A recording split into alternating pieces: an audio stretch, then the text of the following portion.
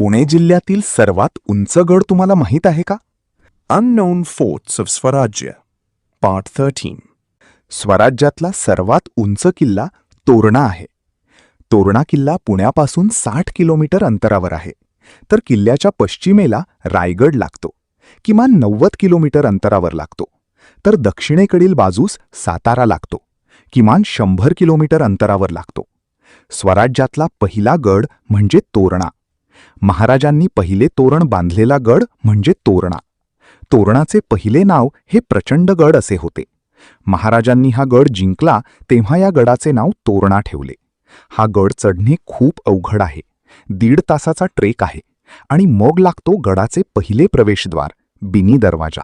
आणि थोड्या अंतरावर गेला की किल्ल्याचा मुख्य प्रवेशद्वार लागते.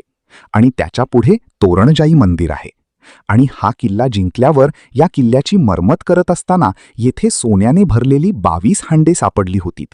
त्यानंतर या जागी तोरणजाई मंदिर बांधले.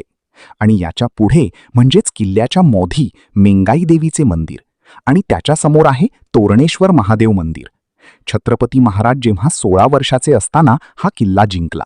आणि हा किल्ला स्वराज्याचा पहिला किल्ला म्हणूनही ओळखला जातो. आणि येथून माचीला जाण्यासाठी कठीण उतार करावा लागतो. आपण हनुमान तटबंदीवरून जात जात आपल्याला लागते कोकण दरवाजा. ह्या दरवाजाची रचना प्रमुख आहे. दरवाजातून बाहेर पडल्यावर हातीमाळ लागते. आणि येथून खूप वाटा जातात.